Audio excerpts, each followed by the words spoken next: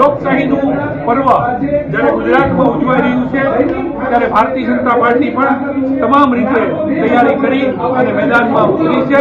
ત્યારે આજે અમારા શીર્ષસ્થ નેતૃત્વએ પાર્લામેન્ટરી બોર્ડે રાજકોટ મહાનગરની 18 વોર્ડની 72 કોર્પોરેટરની યાદી જે ચૂંટણી લડવાના છે એ યાદી આજે જાહેર કરી છે અને હમણાં જ અમારી પાસે યાદી આવી છે।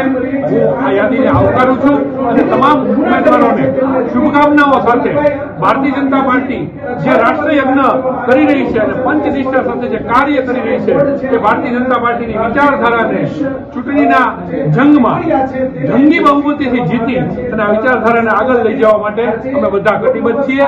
ભારતીય જનતા પાર્ટી પૂર્ણ રીતે આ ચૂંટણી માટે તૈયાર છે।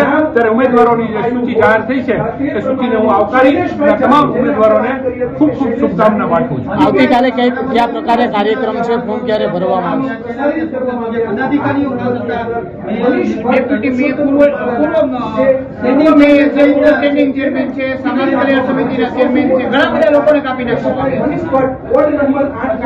ભારતીય જનતા પાર્ટી જયારે આ ચેન્જ કરવા બેસતી હોય છે ત્યારે અમારું નવા લોકોને તક મળે અને અનેક નવા અમારા કાર્યકર્તાઓ જે ઘડતર કરીને આગળ આવી રહ્યા છે એ તમામનો પણ સમાવેશ થાય એ રીતે અમે કાર્ય કરતા હોઈએ છીએ અને અમારું નેતૃત્વ નિરંતર પરિવર્તનની પ્રક્રિયા દ્વારા અનેક નવા કાર્યકર્તાઓને અનેક રીતે નવી જવાબદારીઓ મળે। અમારે ત્યાં પદ એક જવાબદારી હોય છે, અમે જવાબદારી કહીએ છીએ, પદને અમે મહત્વ નથી આપતા।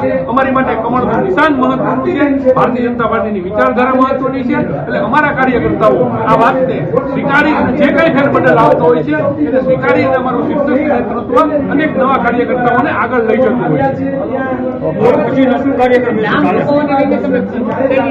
જે પ્રકારે ગેરકાયદે બાંધકામનો મેયરનો વિવાદ સામે આવ્યો હતો એને લઈને જો ટીઆરપી કારમાં કેટલાક લોકોના નામ ચર્ચામાં આવ્યા હતા, એ લોકોના નામ પણ કપાયા છે। એક સ્વચ્છ છબી આપવાની કોશિશ છે। ભારતીય જનતા પાર્ટી હંમેશા સ્વચ્છ છબી સાથે જ કામ કરતી રહી છે અને ભવિષ્યમાં પણ કામ કરતી રહેશે, પણ આ કોઈ કારણો આમાં લાગુ એટલે નથી પડતા। હું માનું છું કે અમારું શીર્ષસ્થ નેતૃત્વ સારા કાર્યકર્તાઓને અન્ય જવાબદારીમાં પણ લેતી હોય છે, ત્યારે આ જવાબદારીનો એક ભાગ પૂર્ણ થયો હોય આમાં અનેક નવા કાર્યકર્તાઓને તક આપી અને જે અમારા ઘડાયેલા કસાયેલા કાર્યકર્તાઓ છે એનો અન્ય જગ્યાએ ક્યાંય પણ પાર્ટી એની રીતે ઉપયોગ કરશે।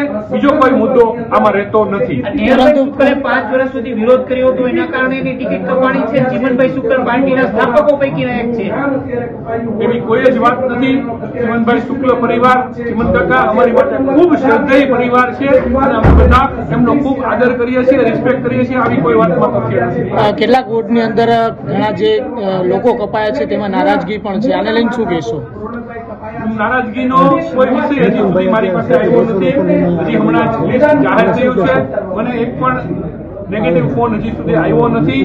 આપ સૌ સાથે અત્યારે મળવાનું થયું છે અને અમારા કાર્યકર્તાઓ ખૂબ સમજી વિચારીને ચાલતા હોય છે અને હું એવું માનું છું કે આવી કોઈ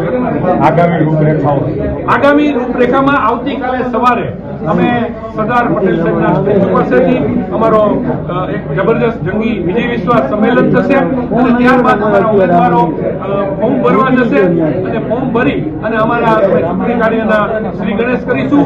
પરંતુ અમે હજી હમણાં જ ગયા અઠવાડિયે 5 તારીખે અમારો જે સ્થાપના દિવસ હતો એના પૂર્વ દિવસે અમે બધાએ એક બૂથમાં અમારો એક વખતનો લોક સંપર્ક, અમારા જે કરેલા કાર્યો છે, અમારા માનનીય વડાપ્રધાન શ્રી નરેન્દ્રભાઈ મોદીએ જે દૂરંદેશીથી ભારત દેશને આગળ વધાર્યો છે એ કાર્યોને લઈ અને અમે દરેક ઘરે એક વખતનો સંપર્ક અમારો પૂર્ણ થઈ ગયો છે।